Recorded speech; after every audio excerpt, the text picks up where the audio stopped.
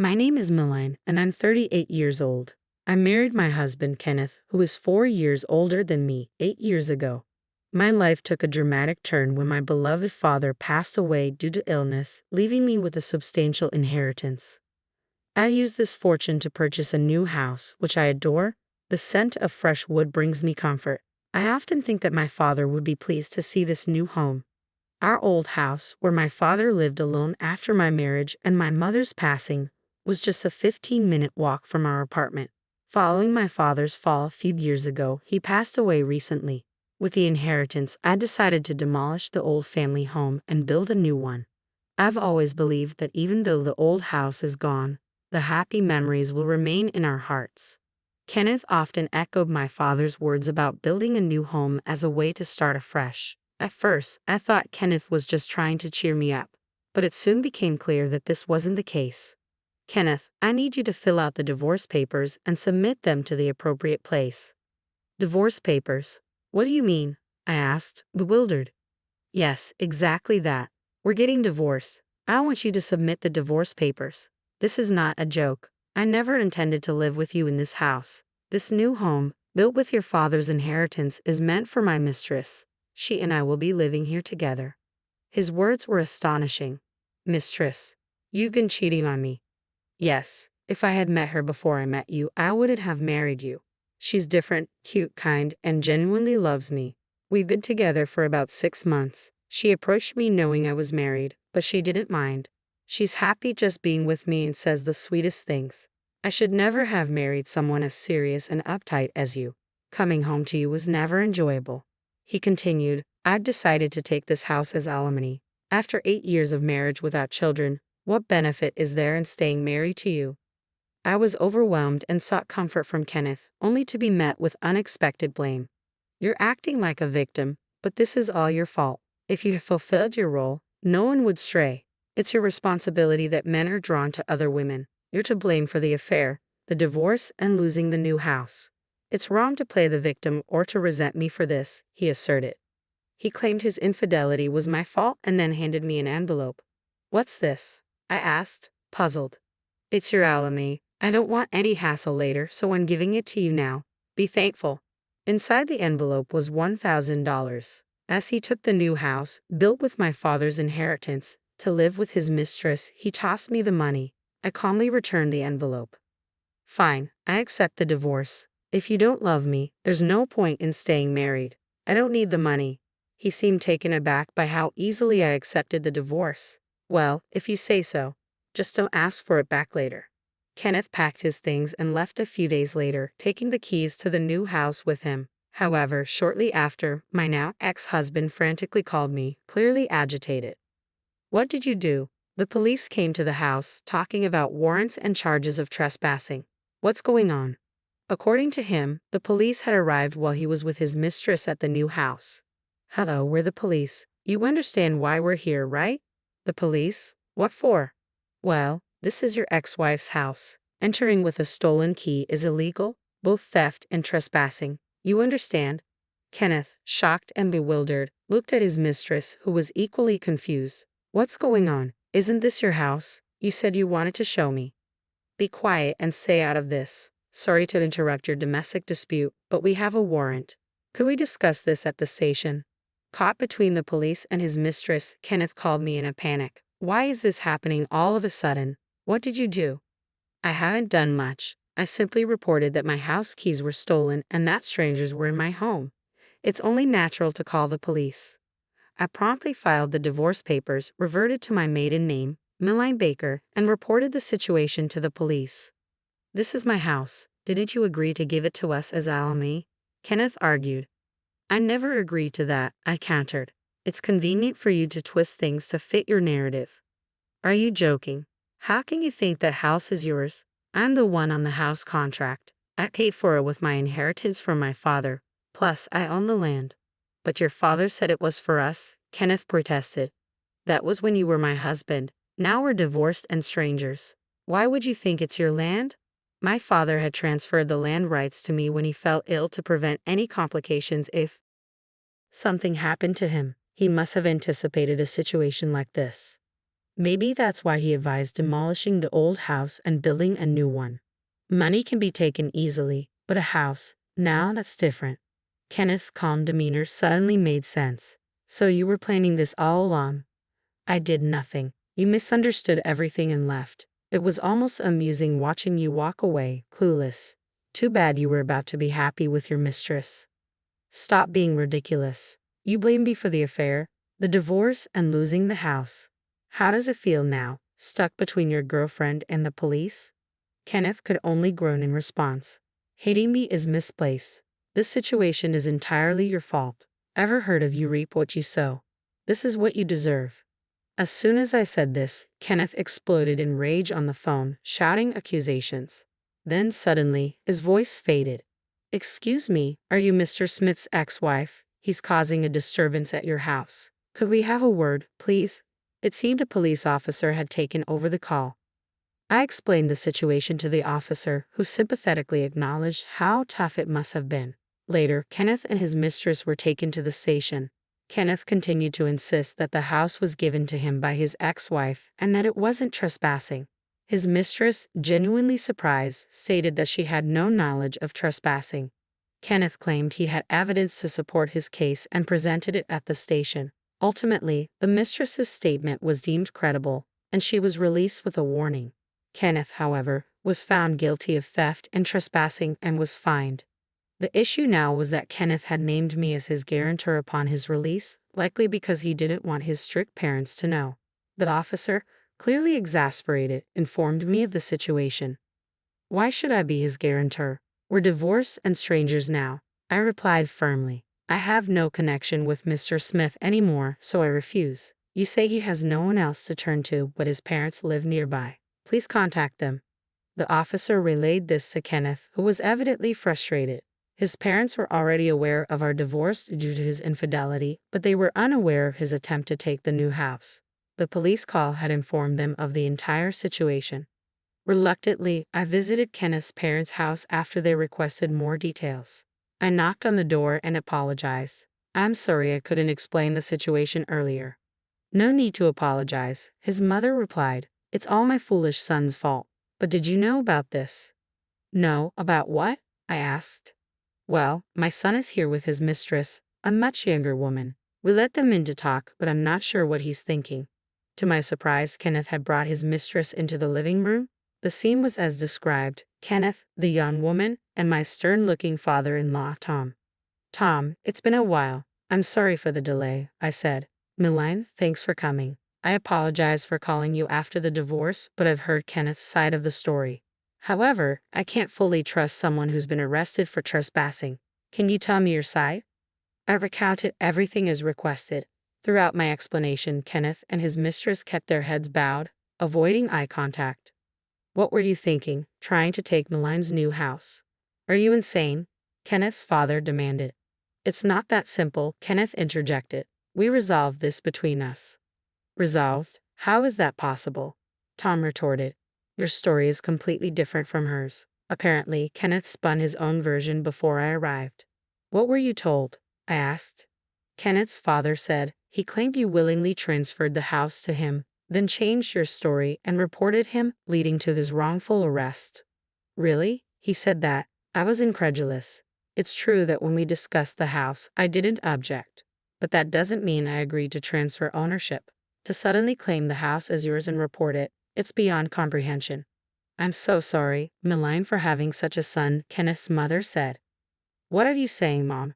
I'm telling the truth. Milan wasn't agreeing. She was too stunned to speak. How could you misunderstand and still claim to be her husband? I nodded in agreement with Tom. Despite everything, Kenneth continued to make excuses. Anyway, you never mentioned owning the land. If I'd known, I wouldn't have done this. If I had told you, you'd have found another excuse to do the same thing, I replied. How can you say that? Were you spending a lot on her? Kenneth asked, gesturing towards his mistress. No, why would you think that? I responded. Right after our divorce, I happened to run into one of your colleagues. When I mentioned the divorce, I received some shocking information that left me reeling. Figures, Kenneth's colleague said, looking uncomfortable. No offense, but I thought it might happen. What do you mean? Didn't he tell you? I asked. The colleague shifted uncomfortably before spilling everything. I should have mentioned this sooner, but I wasn't in a position to tell you. Kenneth has been bragging about his mistress, a woman 20 years younger.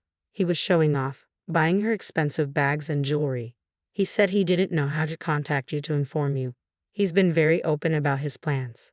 The colleague continued. Kenneth even mentioned a decisive conversation he had. He said he was planning to divorce you to marry his mistress. Apparently, her father passed away, and they're building a new house with the inheritance. Kenneth planned to claim the house in the divorce. He said, once the house is built, I'll divorce Milan and somehow claim it. No matter the opposition, I'll get it, and then my young new wife and I will live in the big house. Kenneth had been showering his mistress with gifts for some time, it seemed. The house built with my father's inheritance was intended as a grand gesture to propose to her. I've heard everything. Do you still insist you did nothing wrong?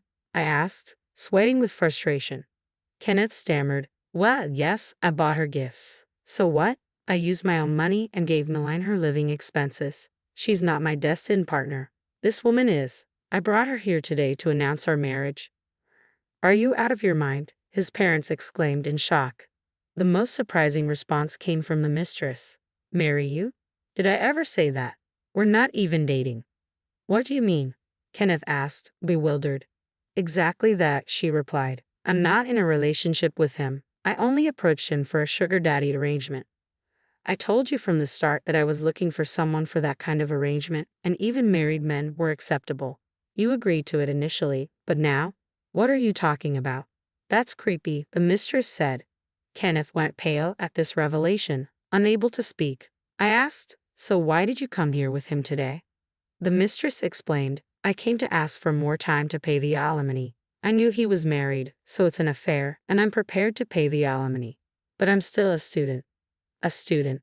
How old are you? Tom, Kenneth's father, interjected, looking bewildered. I'm 22. I lost my parents early and have been doing sugar dating to pay for college. I sold all the gifts for living expenses, so I don't have savings. I can show you my bank account. I've just secured a job and can start paying alimony from my salary. So, you came here to ask me to wait for the alimony? I asked. Yes, that's right, she confirmed. Kenneth, who had been listening in silence, erupted in anger. Didn't you hear her? Unfortunately, she never intended to marry or even date you. But that's separate from the alimony you owe. And what about saying you wanted a house? The mistress responded, I meant I'd want a house someday when I marry. It wasn't about marrying you. What? Kenneth exclaimed. I was suddenly taken to that house, thinking it was yours. Then the police came, and I learned it was actually your wife's. She bowed deeply to me, indicating that all of this was due to Kenneth's misunderstandings. Kenneth stood dazed, clearly in shock. All right, I said, if you promise to pay the alimony properly, I'll wait for the payment. But promise me no more sugar dating. It might not end simply next time. I promise I'll never do it again, she said earnestly.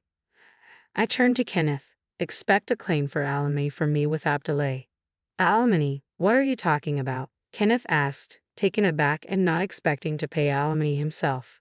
You said you didn't need alimony when you returned the money, I reminded him. I gave you $1,000 and now you're asking for more? That's not what we agreed on, Kenneth protested. I don't recall any agreement, I said. You returned the $1,000 I gave you saying you didn't need it. What I meant was that I didn't need such a trivial amount for alimony. Do you have any idea how much alimony for infidelity is? It's $11,000, I replied, and you're also at fault for not having children in the 8 years we were married. At that moment, a loud slap echoed through the room. Someone asked, What are you doing, Kenneth? He held his cheek, clearly stunned by the impact. I asked, Are you serious? Do you really think her inability to have children is her fault? Enough with your jokes, Dad, Kenneth's father interrupted.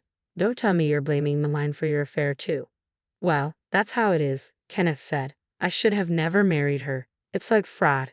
How could you think that? I challenged. Your parents wanted grandchildren. If she couldn't get pregnant, they thought it was better to split up. That's why I chose her. If you truly believe that, Kenneth's father said, then we must have raised you wrong. It took your mother 10 years to conceive you. She was heartbroken hearing about others having children quickly and went through intense treatments until you were born. Did you think pregnancy is solely the woman's responsibility? Is that why you could cheat so easily? If you really cared about her, you wouldn't have done what you did. This isn't Maline's fault, Kenneth's father continued. It's all due to your thoughts and actions. I was learning this for the first time, too. Kenneth's mother, Jane, had struggled for 10 years to have him. Tears streamed down her face as she silently listened. Carly, Tom said, leave this house now. Why? Kenneth asked, bewildered. You're a long-awaited son. I can't bear to look at you now, Tom said. Don't come back until you truly understand your mistakes. Where should I go? Kenneth asked. Back to our apartment. That apartment has already been canceled, I said. With the new house, there was no need to keep it. I canceled it right after reporting to the police. There's no place for you to return. Kenneth was shocked to realize he had nowhere to go. In frustration, he started blaming his mistress. It's your fault. All the money I spent, and now you say you never intended to marry me. It's fraud. She remained calm and replied, I was clear about it being a sugar relationship from the start. I never asked for money or gifts. If you want to sue me, go ahead, but I have proof of our arrangement. And don't forget the alimony, I said. Kenneth seemed flustered. Wait, please wait. I contacted his parents with her and then left their house. Later, I hired a lawyer and sent a demand letter for the alimony. I didn't send it to his parents' house, knowing he no longer lived there. Why is it being sent here? Kenneth's workplace receptionist asked as she looked at the letter. It's possible to send such documents to both residential and employment addresses, I explained. This is regarding the alimony. Is that what this is about? She asked, noticing Kenneth's pale face. You look so shaken. Didn't you inform him? I did, I confirmed. I just told the truth. No one asked me to keep quiet. It's his own doing. The arrival of the demand letter at Kenneth's workplace spread news about his actions, including his sugar dating and the subsequent loss of everything. Overcome with embarrassment, Kenneth couldn't handle the gossip and resigned, claiming he was leaving on his own terms. His troubles didn't end there. He sought free legal advice, claiming he was a victim of marriage fraud. The response was discouraging. We see cases like this, but with the evidence you provided, it's not considered fraud. You agreed that it was a sugar relationship from the start, the advisor said. If you developed feelings later, that was one-sided. We won't stop you from suing, but it's likely a waste of money. Kenneth decided not to pursue the lawsuit based on this advice. Eventually, he came to me, defeated. I don't know what I was thinking. I overlooked how important you were even after 8 years together. I promise this time, I'll make you happy and won't be distracted by anyone else, he pleaded. Naturally, his plea over the phone didn't sway me. My response was resolute. I refuse. Why? After all this begging, I realized over these 8 years that you are a terrible person. You try to blame everything on me and take what's mine, then shamelessly come back after losing it all. What benefit would there be for me to reunite with someone so selfish? Kenneth protested. You don't have to put it that way. You once said the same things to me. Anyway, never contact me again, I said firmly, though given your situation, I doubt you can. I hung up, deleted all his contact information, and changed my phone number. However, a few days later, something unexpected happened. Your ex-husband came to the house the other day, one of the neighbors said. We had to chase him away after he caused a commotion. What was he thinking? I asked, astonished. The neighborhood ladies who were aware of the situation pretended to call the police to drive him away. Since then, I haven't seen him. I don't know where he is or what he's doing, but I'm confident he isn't leading a happy life.